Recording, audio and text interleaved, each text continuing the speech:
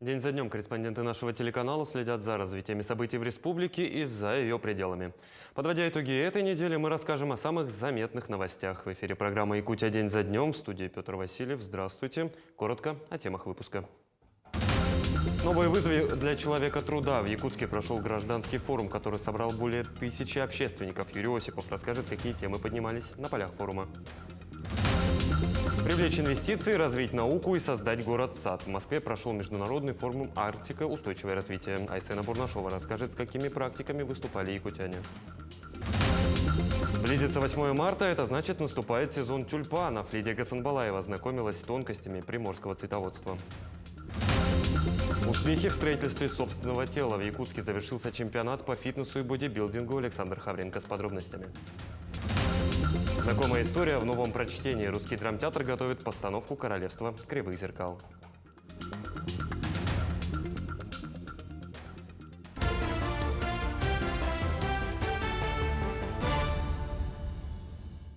В Якутии завершился ежегодный масштабный гражданский форум «Человек труда. Новые вызовы и возможности». Всего в работе форума приняло участие более 1000 общественников. В течение 2 дней они работали на 5 площадках. Какие вопросы поднимали на форуме, расскажет Юрий Осипов.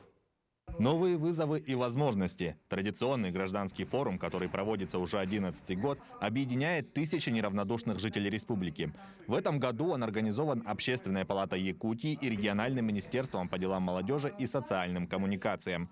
Дискуссии прошли на нескольких тематических площадках и были посвящены, в частности, финансированию гражданских инициатив, взаимодействию некоммерческого сектора и власти, а также продвижению отечественных товаров. Одной из основных тем форума стала дискуссионная площадка «Достойный труд. Основа благосостояния человека». В ней приняли участие свыше 70 человек. Это представители органов власти, предпринимательских, экспертных кругов, общественных организаций.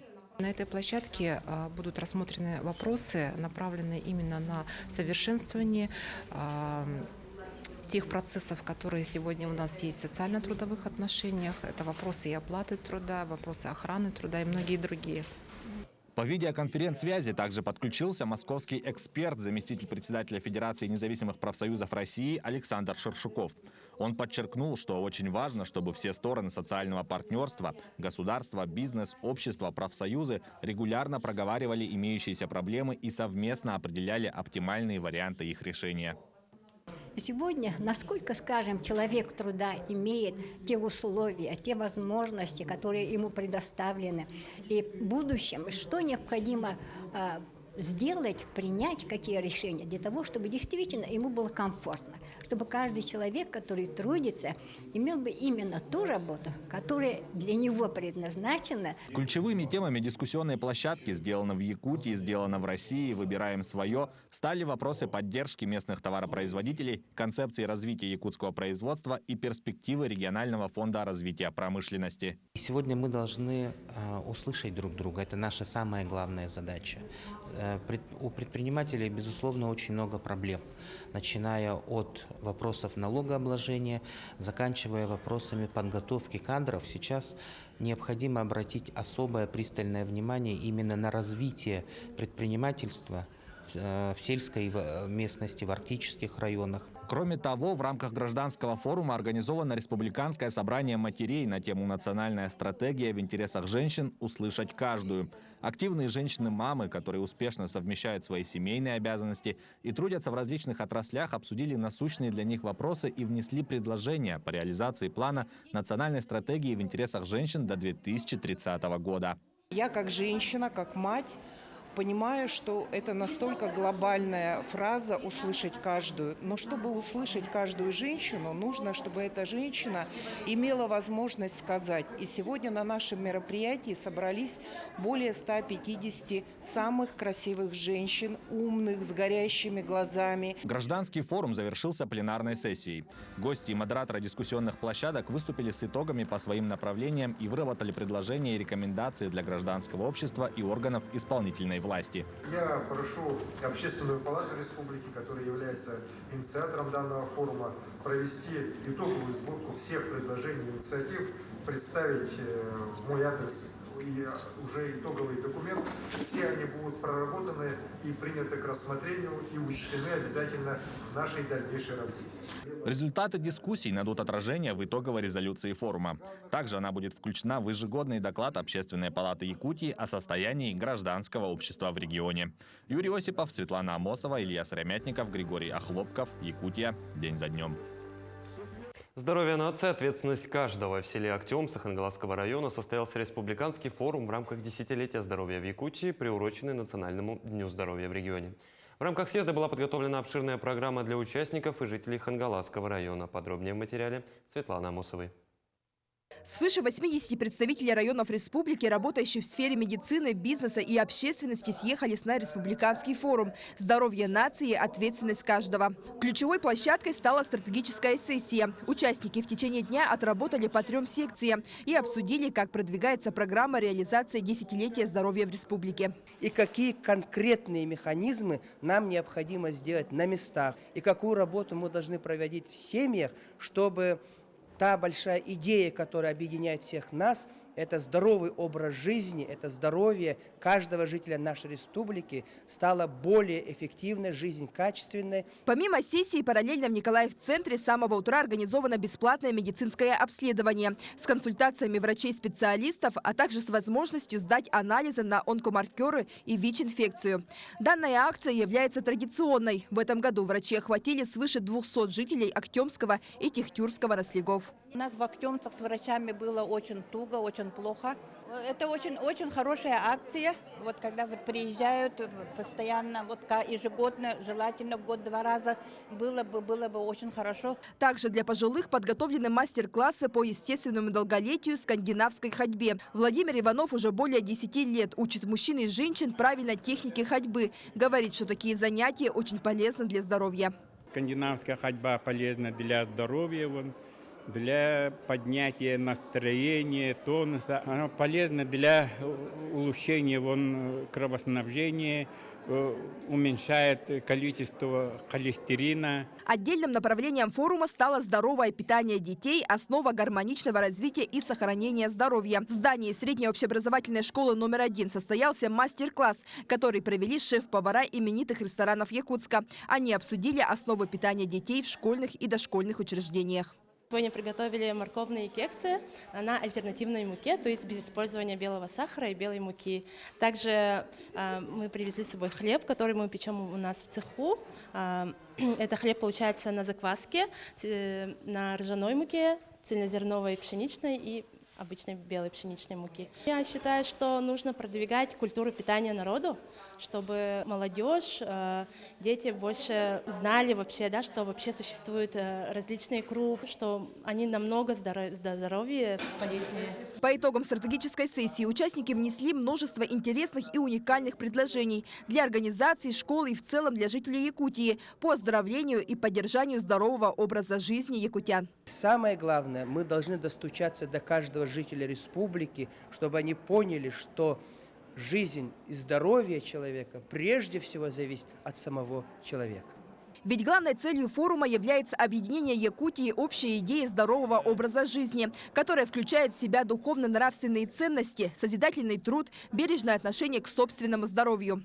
Такой масштабный форум в республике проводится впервые, но организаторы планируют сделать его ежегодным. Светлана Амосова, Григорий Охлопков, Хангаласский район. Привлечь инвестиции, создать современный город-сад, развивать науку и бизнес в Арктике. Эти и другие вопросы обсудили участники международного форума «Арктика. Устойчивое развитие». На протяжении 2 дней в Москве в торгово-промышленной палате проходили заседания и круглые столы. Все для того, чтобы жизнь в Арктике стала комфортнее. С какими практиками выступили якутяне, смотрите в материале Айсены Бурнашовой. В торгово-промышленной палате самые горячие дискуссии о самом холодном регионе мира. Конференция объединила свыше 200 участников. Это жители Арктики, чиновники, ученые, заявлены и иностранные гости. Кстати, постоянным наблюдателем в Арктическом совете Швейцария, за что они до сих пор признательны нам, на этот статус получила при активном содействии российской представительства. Арктика всегда была территорией диалога, и сегодня политическая обстановка в мире задала новый виток сотрудничества. Китай и Индия нам интересны, потому что Гималаи считается 3-м полюсом. Тоже значительную часть территории занимает мерзлота, поэтому мы открыты для сотрудничества со всеми странами, которые разделяют наши подходы к устойчивому развитию арктического региона. В фокусе внимания и благополучие жителей Севера. Так, например, столицу Оленёкского района участники уже ставят в пример для всей Арктики. 2 года назад в Оленьке разработали мастер-план – документ о строительстве новых зданий и реновации старых. Благодаря мастер-плану Оленёк до 2035 года превратится в город-сад. С новыми скверами, удобной набережной проведут и уличное освещение, что важно в условиях полярной ночи. И это инвестиционный документ, где мы синхронизировали все федеральные и республиканские программы до 1935 года. Но есть, конечно, и объекты, которые не подкреплены программами. И вот наша задача найти инвесторов, найти программы, чтобы дальше реализовывать. Мы надеемся, что наш поселок Оленёк станет самым комфортным селом Арктики, благоустроенным. Опыт разработки мастер-плана в Оленьке стал первым в российской Арктике. Он может стать примером и для других регионов. В сентябре в Оленьке открыли первый сквер. А сегодня совместно с СВФУ имени Амосова разрабатывается пилот энергоэффективного жилья. К разработке мастер-плана были привлечены московские архитекторы, что также служит примером сотрудничества регионов. Брусчатка, я надеюсь, будет местного производства, как минимум якутская, но как раз мы поняли, что часть материалов надо делать на месте, не везти издалека, это очень важно. А у нас многие решения родились в связке с жителями как раз из общения. Мы поняли, что именно для Оленька важно использование традиционных юнкийских орнаментов. У Арктики большие перспективы, уверены участники конференции. Строительство новых зданий откроет рабочие места. Развитие территорий сократит отток населения. Будет развиваться наука, IT-сфера. Этим направлениям на конференции также уделили особое внимание. Арктика преображается. Об этом говорят сами жители. Общими усилиями я скажу «да». Жизнь становится лучше, ярче, краше. Айсена Бурнашова, Виктор Олесов, Григорий Николаев, Москва. На этой неделе прошло 42-е пленарное заседание Госсобрания Илтумен, на котором впервые в истории законопроекты республики рассматривались сразу на 2 государственных языках – русском и якутском.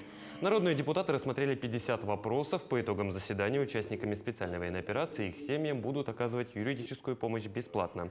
Также в Якутске в этом году может появиться первый вытрезвитель. Будут отменены излишние административные процедуры для хозяйственных субъектов. По решениям депутатов, совершеннолетние инвалиды и пожилые члены семей участников СВО будут получать бесплатные социальные услуги на дому и в полустационарной форме. А принятый экологический кодекс Якутии позволит более эффективно применять природоохранное законодательство. Экологический кодекс Республики Саха-Якутия включает в себя 7 базовых законов по охране окружающей среды. Это и экологическая экспертиза, закон об охране особо охраняемых природных территорий, радиационной безопасности, экологическом надзоре и так далее. Безусловно, экологический кодекс Республики Саха-Якутия дает возможность кодифицировать, упорядочить работу по охране окружающей среды, конечно, повысит экологическую безопасность Республики Саха-Якутия и будет удобным для пользования жителями Республики Саха-Якутия. Также народные депутаты рассмотрели кандидатуру Георгия Степанова на назначение на должность заместителя председателя правительства республики. По итогам тайного голосования его кандидатуру поддержали 52 парламентария. Напомню, ранее Степанов занимал должность управляющего отделением Пенсионного фонда России по Якутии. В правительстве региона он будет курировать социальный блок, на котором в своем послании сделал упор президент России Владимир Путин и которому главой республики уделяется большое внимание. Конечно, первая задача моя как вице-премьера и всего социально-трудового блока правительства – это повышение уровня благосостояния якутян. Это снижение уровня бедности, это обеспечение занятости, это повышение доходов наших граждан. Борьба с бедностью – это не только пенсии и пособия, это не только социальные выплаты. В первую очередь, на мой взгляд, это создание возможностей, предоставление возможностей нашим согражданам быть занятыми, быть обеспеченными хорошей, достойно оплачиваемой работой. Продолжим подводить итоги минувшей недели после небольшой рекламы. Оставайтесь с нами.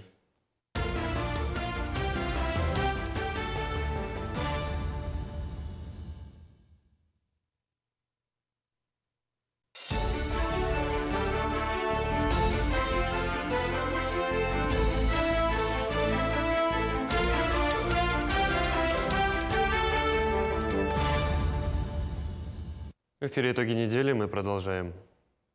Украинские диверсанты в четверг утром проникли в приграничный район Брянской области. По словам губернатора, украинские силы обстреляли автомобиль, в результате чего один человек погиб, еще один 10-летний ребенок получил ранение. Были атакованы еще 2 приграничных села. Сушаны, по нему запустили беспилотник, и Ломаковка, минометный обстрел. В Брянской области с апреля действует желтый высокий уровень террористической опасности, а в октябре там еще и в 7 приграничных районах ввели режим среднего уровня реагирования. Он подразумевает усиление охраны общественного порядка, особый режим работы государственных объектов, ограничения на выезд и въезд. Нападение украинских боевиков на приграничные села в Брянской области – террористический акт. Об этом 2 марта заявил президент страны Владимир Путин. Глава государства подчеркнул, диверсанты осознанно открыли огонь по мирным жителям. Он выразил уверенность, что хозяева украинских националистов не обратят внимания на это преступление и заверил, что у противников России ничего не получится и их дожмут. Проникли на приграничную территорию и открыли огонь по гражданским лицам. Видели, что это гражданская машина, видели, что там сидят гражданские лица и дети, Нива обыкновенные. Открыли огонь по ним. Вот именно такие люди и ставили перед собой задачу лишить нас исторической памяти, лишить нас своей истории, лишить нас своих традиций, языка. Курсы операторов беспилотных летательных аппаратов продолжают работу на базе колледжа связи и энергетики имени Дудкина. В центре курсанты тренируются управлять дронами разных моделей, наиболее распространенных в зоне проведения специальной военной операции. Там беспилотники выполняют важнейшие задачи. Бойцы получают специальность оператора беспилотного летательного аппарата в течение 2 недель. Противопоказаний и ограничений по возрасту в центре обучения нет. Пройти подготовку по специальности может любой желающий. Наша первая задача – обучать наших мобилизованных, контрактников и добровольцев для получения специальности оператора БПЛА с последующим выездом в зону проведения специальной военной операции. Задачи самого широкого спектра. В первую очередь это непосредственно разведка. Следующая задача – это сброс боеприпаса. Далее у нас идет корректировка артиллерийского огня, воздушный таран. Свыше 4000 мер социальной поддержки оказали детям военнослужащих в системе образования. 1100 детей освобождены от платы за присмотр и уход в дошкольных образовательных учреждениях. 1170 обучающихся получают бесплатное питание в школах. Также принято более 1300 решений о предоставлении бесплатных путевок в детские оздоровительные лагеря. По целевому обучению у нас тоже заключены контракты о целевой контрактной подготовке. Ну и оказывается такая же мера поддержки, как повышенная стипендия для студентов среднеспециальных и высших учебных заведений.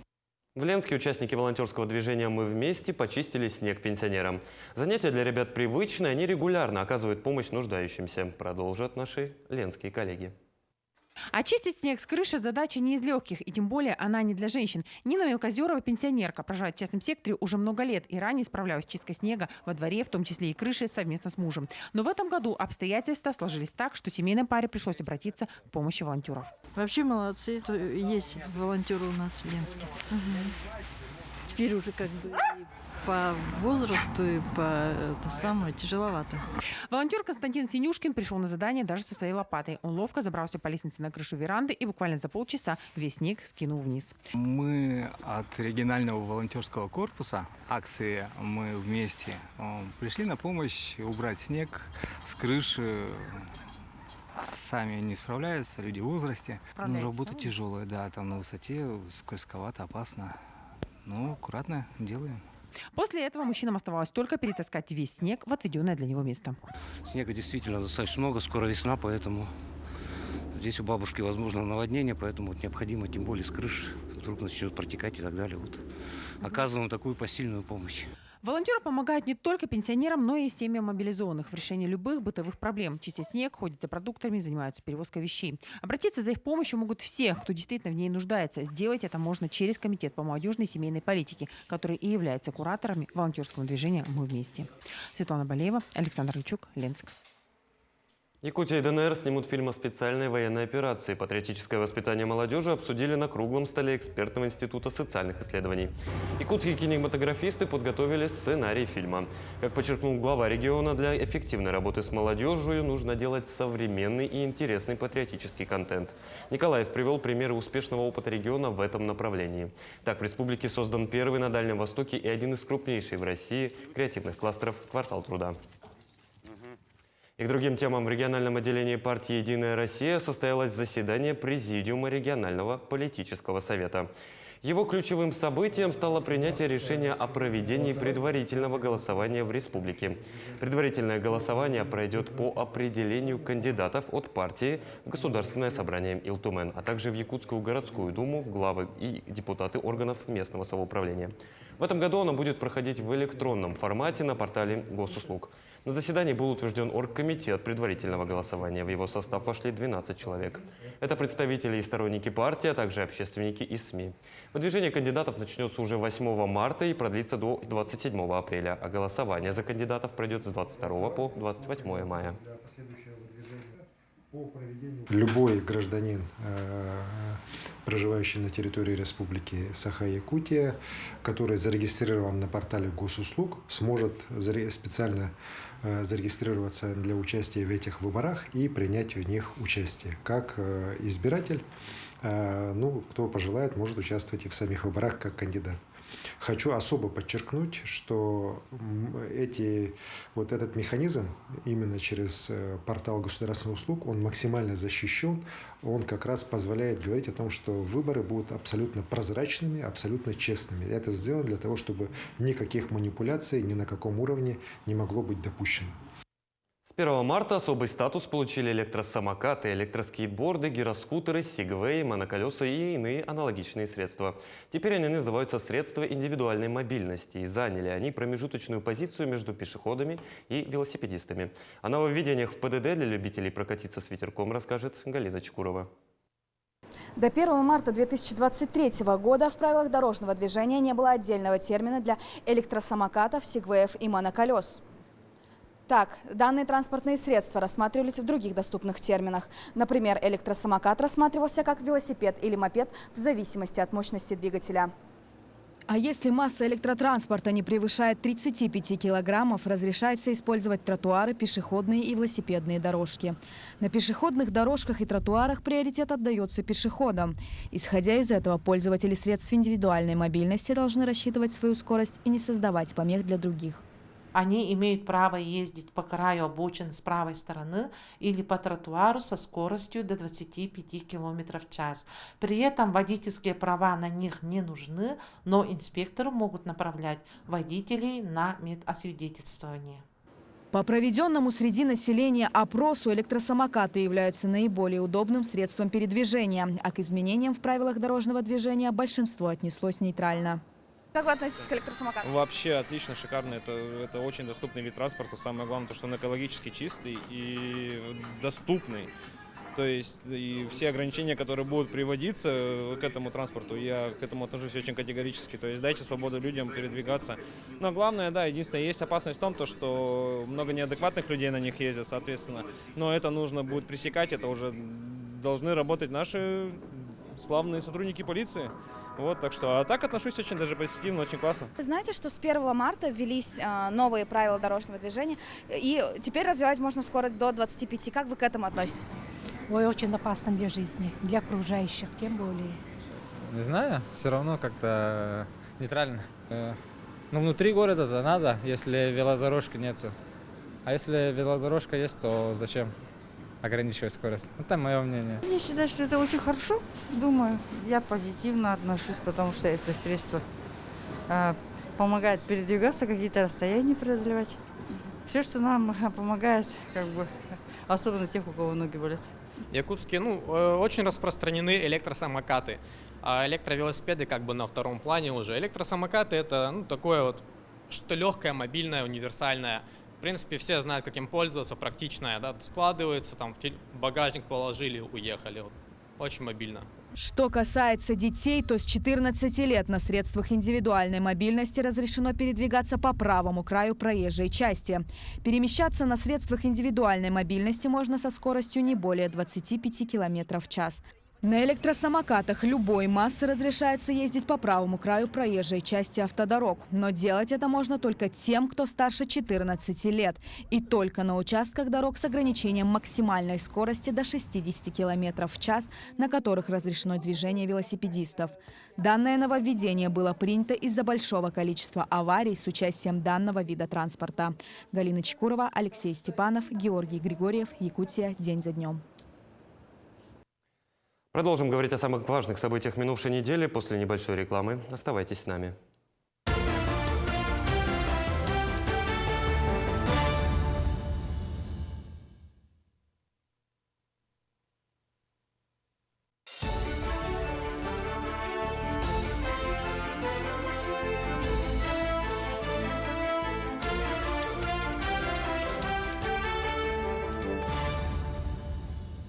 В эфире «Итоги недели» мы продолжаем. В Якутске жильцам аварийного дома сбрасывают снег прямо на голову. Во время выходных работники управляющей компании «Прометей Плюс» стали скидывать снег с крыши рядом с стоящего многоквартирного здания и заваливать входную дверь семьи Федяевых, что даже не выйти у них не было возможности. В ситуации разбиралась Светлана Амосова. Вот, слышали, что происходит? Скидывают снег с дома напротив. Вот, я выйти не могу. Видите? Вот. Меня засыпали, нас засыпали. Мы выйти из дома не можем. Завалило так, что изнутри невозможно протолкнуть дверь. Семья Федяевых оказалась в заперти в собственном доме. Только после возмущений и многократных звонков в управляющую компанию им освободили дверь от сугробов. Откопали дверь. Работник, что скидывал, откопал дверь. Сделал нам типа ступеньки, чтобы мы могли выйти. Такая ситуация происходит уже не первый год. На протяжении 14 лет каждую весну соседнего пятиэтажного здания сбрасывают снег прямо на ветхий дом и тропинку. Весь снег, который скидывают с многоквартирного дома, падает перед входной дверью в семьи Федяевых. Буквально вчера днем на козырек упала глыба льда и сломала шифер. Если бы в это время кто-нибудь выходил из дома, то все могло бы обернуться несчастным случаем. Даже никто не смотрит, видите?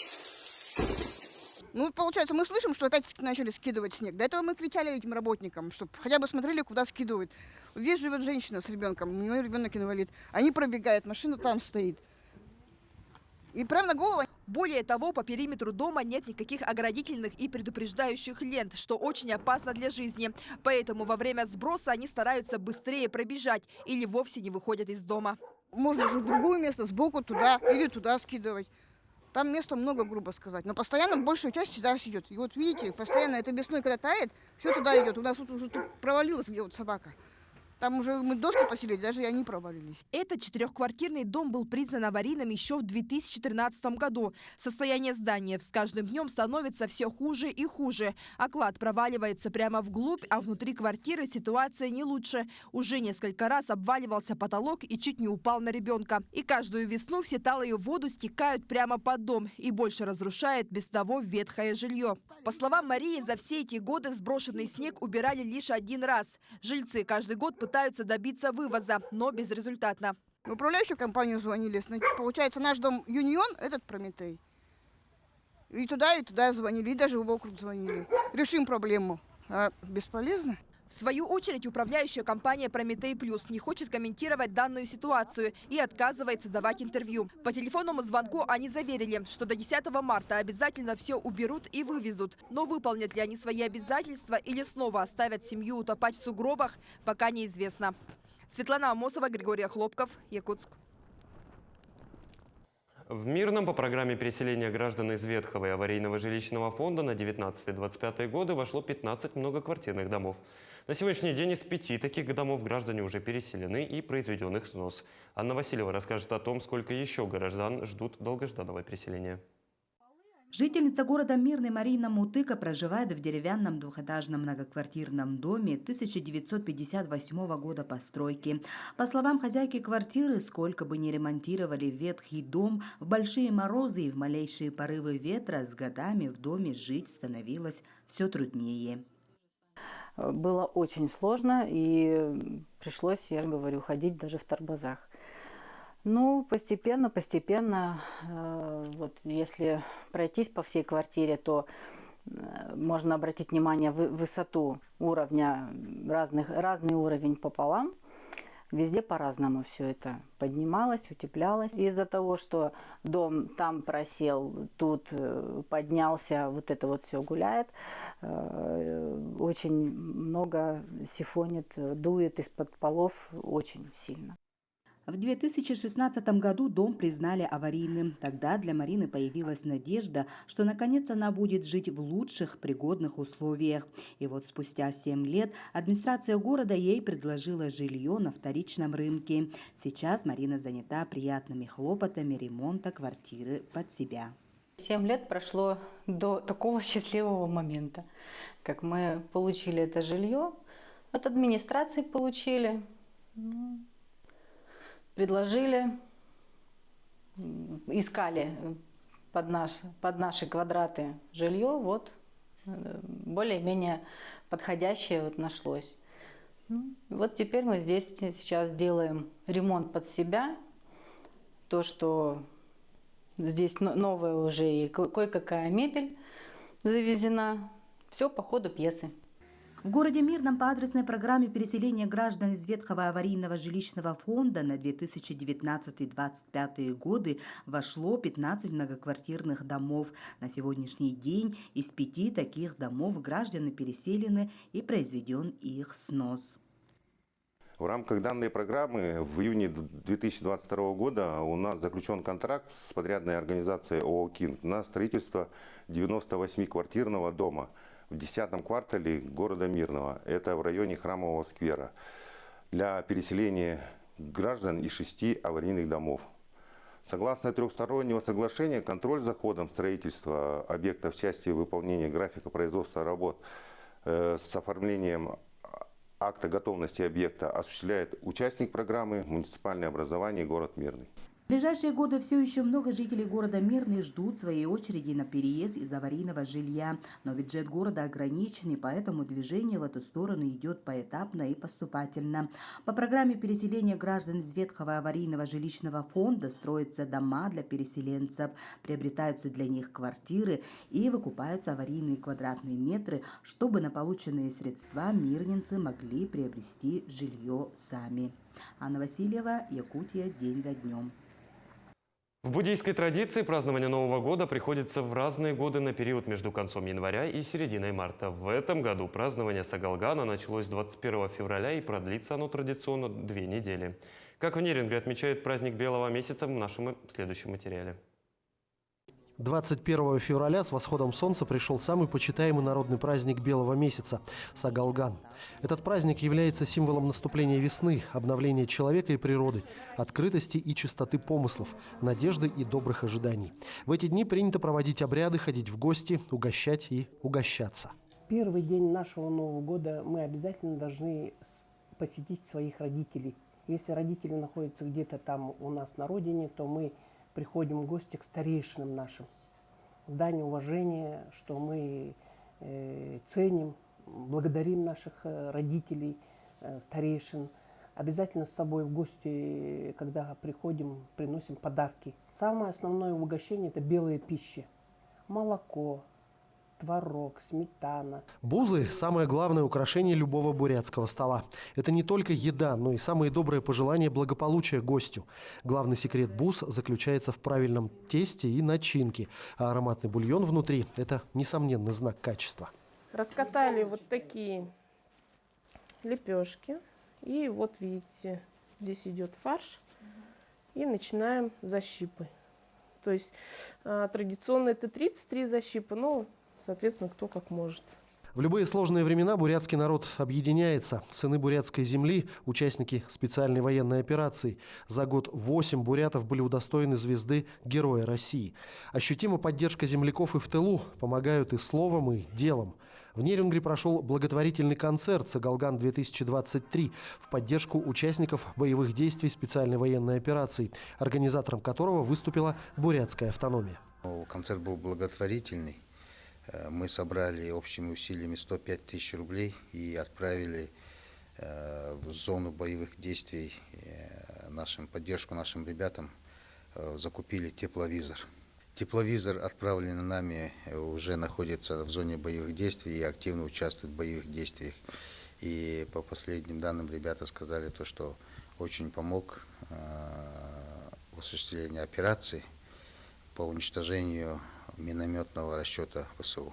Праздник Белого месяца продолжается 2 недели, и все это время принято общаться. Сагалган – праздник обновления, точка отсчета начала новой жизни. На протяжении всех дней праздника обязательно проводятся различные религиозные обряды. Все одеваем национальные одежды, ходим в храмы, в дацаны наши, молимся, жертвоприношения. У нас очень такая буддийская вера, очень сильная. Поэтому мы на год вперед молимся за здоровье, за благополучие. Традиции и обычаи бурят во все времена учат миролюбию, терпению, семейственности. А самое главное – принятию мира таким, каков он есть, позитивному образу мышления. Они в первую очередь благодарят за то, что есть, а не сетуют о том, чего нет. С верой в лучшее проживают каждый новый день. Гульшат Лаврентьева, Иван Лазаренко, Захар Головин, Нерюнгри, Якутия. День за днем. Импортозамещение в цветочной отрасли никак не связано с пандемией или санкциями. Эта тенденция последних 5, 7 лет и 23 год не стала исключением. Незадолго до главного весеннего праздника страны в ботсаду Владивостока вырастили 10 тысяч тюльпанов различных сортов, и большая часть из них пойдет на продажу. В тонкостях цветоводства в Приморье разбиралась Лидия Гасанбалаева. Весна – время пробуждения природы. Главный цветок весны и приближающегося праздника – это тюльпаны. И в преддверии Международного женского дня в ботаническом саду Владивостока вырастили 10 тысяч тюльпанов разных сортов. И, конечно, большая часть из них пойдет на продажу. Стоимость зависит от сорта тюльпанов. В среднем цены варьируются от 70 до 90 рублей за цветок. Ежегодно в оранжерее ботанического сада института высаживается более 30 сортов тюльпанов, как для выгонки к 8 марта, так и на партерах участков ботанического сада. Процесс посадки луковиц тюльпан, он достаточно растяжимы по времени, да, если мы знаем, что если на улице садить тюльпаны, то их необходимо высаживать осенью, то есть всю зиму они находятся в покое. Дальше наступает у них период цветения и летний покой, когда после цветения они уже сбрасывают листья.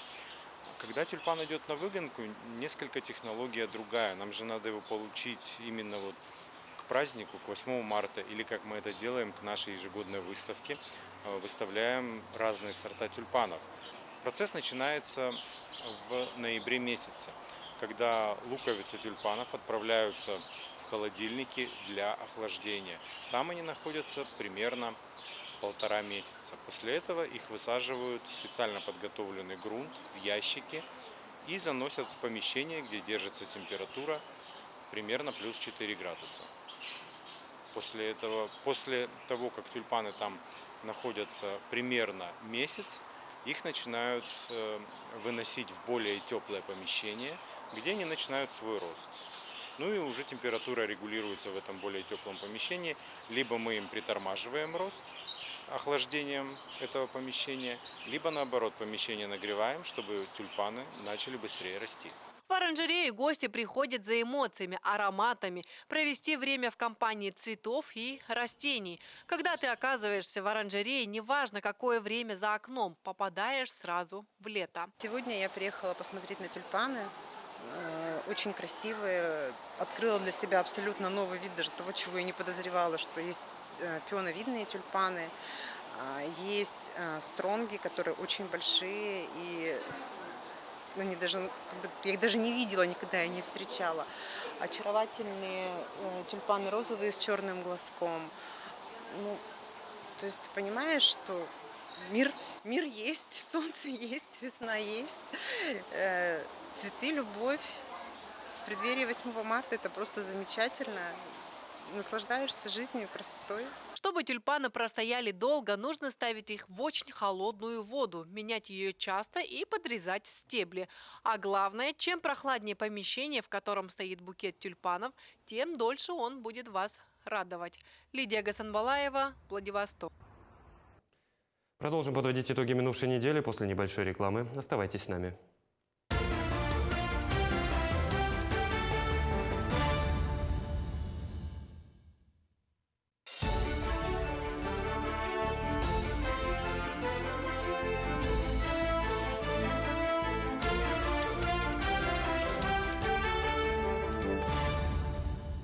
Это итоги недели, мы продолжаем.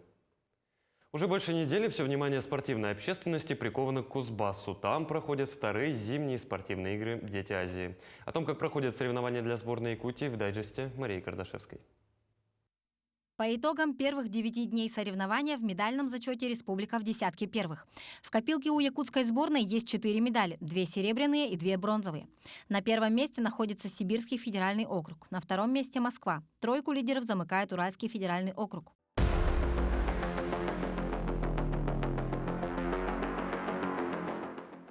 Первую медаль в копилку сборной Якутии на играх «Дети Азии» принес сноубордист Илья Соколов. Соревнования проходили в Таштаголе.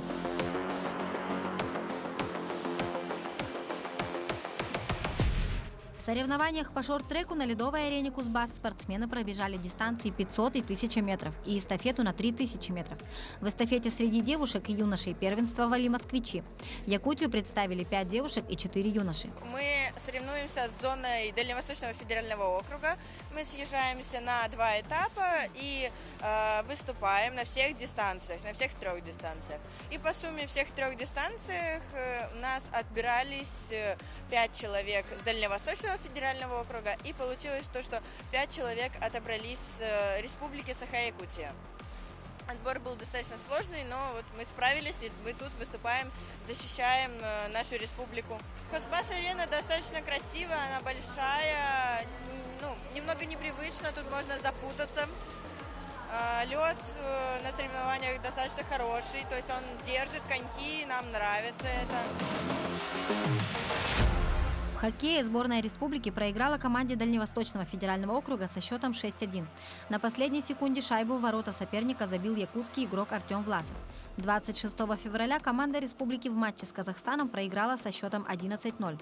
В первой игре 25 февраля якутские спортсмены одержали победу над сборной Кузбасса со счетом 3-2.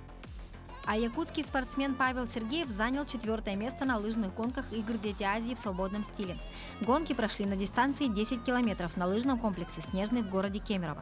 При этом все призовые места заняли спортсмены Уральского федерального округа. Это моя коронная гонка, классика. Я хорошо выступила. Всем спасибо. Все. И свою медаль кому посвящаешь? Кому? Тренеру. Благодаря ему я так выступила. Спасибо ему, что меня подготовил мне лыжи. Вот. Самый результативный соревновательный день для сборной Якутии завершился 1 марта. В спринтерской гонке лыжники из Алдана принесли целых 3 награды, несмотря на острую конкуренцию со стороны центральных регионов. Среди девушек серебряным призером стала якутянка Инна Рыбкина. Среди юношей медали взяли Вадим Ширяев и Вадим Кривоногов. Таким образом, количество медалей в копилке команды Якутии увеличилось до 4.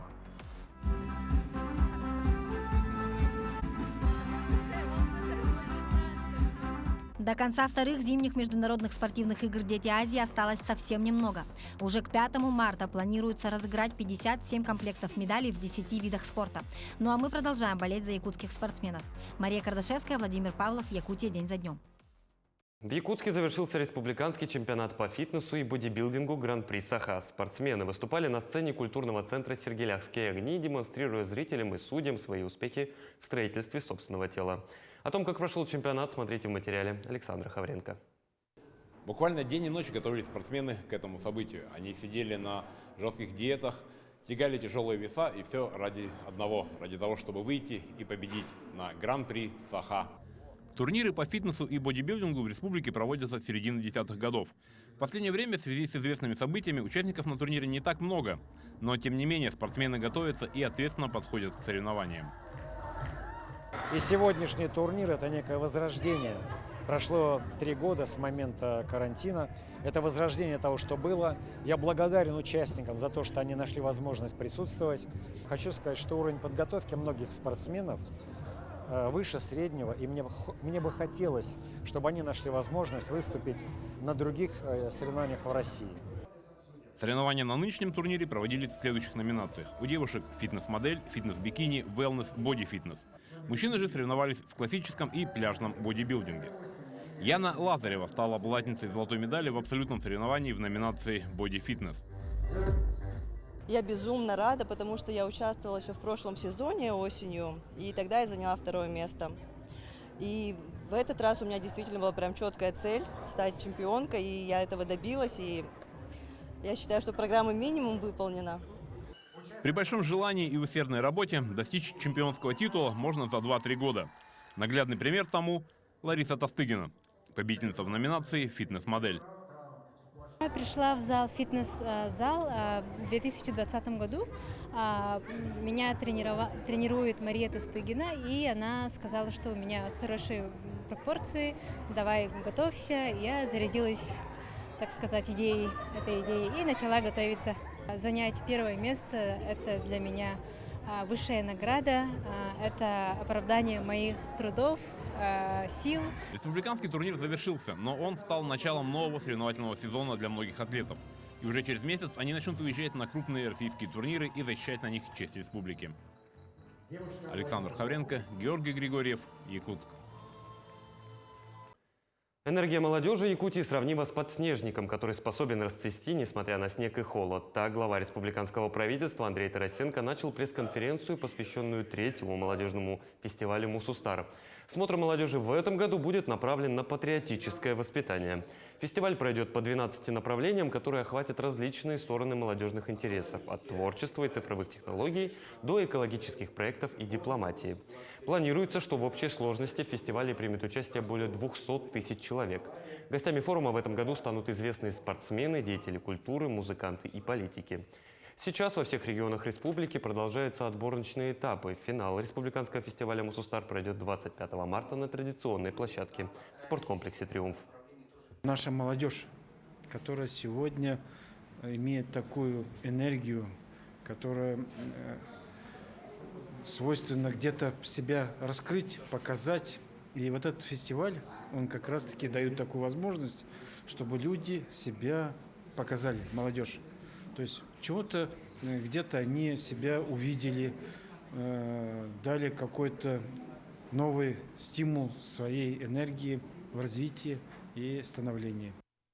К началу весны Русский драматический театр подготовил сказочный подарок с детям и взрослым. Премьера спектакля «Королевство кривых зеркал» намечена на эти выходные. Знакомая сказка обещает стать красочной и музыкальной феерией. К тому же спектакль интерактивный, так что большим и маленьким зрителям точно не придется скучать. О том, какие приключения ждут героев сказки, узнавали наши корреспонденты. Научиться смотреть на себя со стороны – это главная мысль новой сказочной постановки русского театра, актуальна и для детей, и для взрослых. Как и много лет назад, «Королевство кривых зеркал» рассказывает фантастическую историю девочки Оли, которая вместе со своим отражением борется за счастье и верит в дружбу. Но благодаря режиссеру Петру Скрябину, приехавшему для постановки специально из Нерюнгри, сказка 1951 года превратилась на сцене театра в динамичную историю, полную погонь, борьбы и музыки. Сказка, которая всем знакома, ну, по крайней мере, людям старшего поколения очень знакомая сказка. А сейчас новые прочтения, что ли. Хотя мы старались все-таки сохранить именно губаревскую саму сказку. А инсценировку написала Анна Пшенникова. Анна Пшенникова вот, по повести Губарева. Основная мысль этой сказки в том, что надо иногда смотреть на себя со стороны. Тогда ты увидишь себя, какой ты есть, какие поступки совершаешь. Поэтому, мне кажется, вот как раз вот и юным зрителям это очень важно, подрастающему молодому поколению. Чтобы создать на сцене сказочный мир, пришлось поработать и художникам. Ведь сказки, реальные и зазеркальные миры пересекаются и проникают друг в друга. И происходить это все должно в реальном времени. На то, чтобы придумать механизмы волшебства, у художника-сценографа ушло 2 месяца. Работа над этим спектаклем была очень интересной и сложноватой, потому что надо было сделать волшебство, именно переход из обычной жизни в королевство.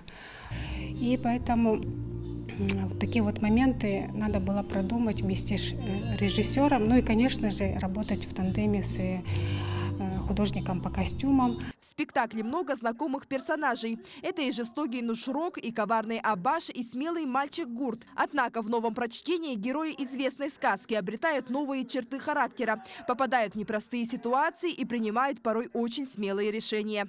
Ну, мне досталась нетипичная для меня роль. Я играю тетушку Аксау, тетушку Ласку. Великолепная Татьяна Носова в фильме играла, я думаю, что многие ее помнят. Конечно, большая ответственность лично для меня, как для актрисы, потому что есть образ, которому мне бы хотелось соответствовать. Но у нас абсолютно другая сказка, абсолютно другая линия, поэтому будет интересно и тем, кто смотрел фильм тоже. Итак, волшебная премьера русского театра состоится уже сегодня. И в марте на сцене еще не раз откроются двери в зазеркальный мир, в котором мы легко можем посмотреть на себя со стороны. Светлана Амосова, Лия Уваровская, Георгий Григорьев, Якутск. 27 февраля отметили Всемирный день белого медведя. Главная цель праздника – привлечь внимание к сокращающейся популяции животного. О том, как в этот день провели белые медведи в зоопарке Ортодайду, в нашем следующем материале. Его еще называют королем Арктики. Белый медведь – самый крупный хищник суши. И по последним данным, их численность в дикой природе составляет от 22 до 31 тысячи особей. И 2 из них сегодня содержатся в зоопарке Ортодайду. Колымана и Ломоносов неразлучны уже почти 11 лет, и этот праздник они традиционно встретили вместе. Работники зоопарка приготовили для них праздничный обед. Замороженный морс из ягод и овощей с добавлением самого любимого лакомства медведей – жирной рыбы.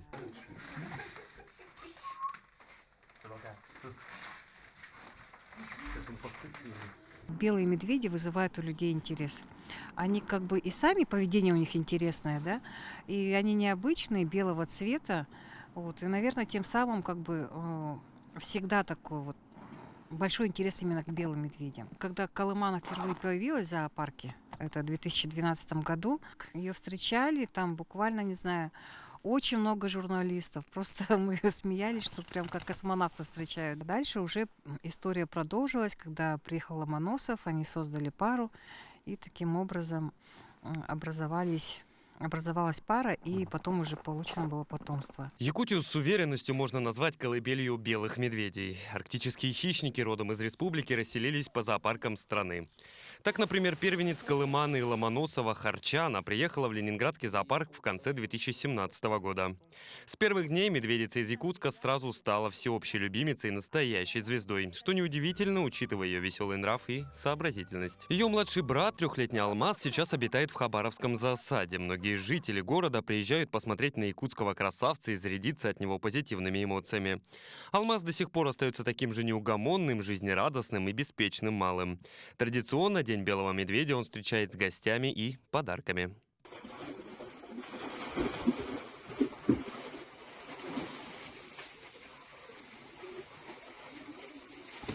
В Нижегородском зоопарке обитает еще одна якутская медведица – Умка Аяна. Ее медвежонком обнаружили в Среднеколымском районе в конце сентября 2017-го. Экологи предполагают, что ее мать стала жертвой бурого медведя. В ноябре 2021 года к Аяне из московского зоопитомника привезли жениха – белого медведя Николая. 11 марта 2021 года в якутский поселок Джабарики-Хая неожиданно пришла истощенная белая медведица. Хищника отловили, назвали Томпой и отправили в московский зоопарк. За ее ум и находчивость сотрудники зоопарка отзываются о Томпе как о неординарной личности и вундеркинде. Медведица, по словам специалистов, фантастически умная, скоординированная, хорошо развита и предприимчива. Рыбу. Рыбу Белый медведь обладает всеми возможными статусными категориями для защиты, однако сколько бы ни было подписано бумаг о защите этих арктических гигантов, важно помнить, что юридические нормы не работают, если у них нет защитников на земле, в тундре и во льдах. Петр Васильев, Джулустан Иннокентьев, Хангаласский район. Такой запомнится минувшая неделя глазами наших корреспондентов. Мы и дальше продолжим следить за развитием событий в республике и за ее пределами. Вы смотрели программу «Якутия. День за днем». В студии для вас работал Петр Васильев. Я с вами прощаюсь. Всего доброго и до новых встреч.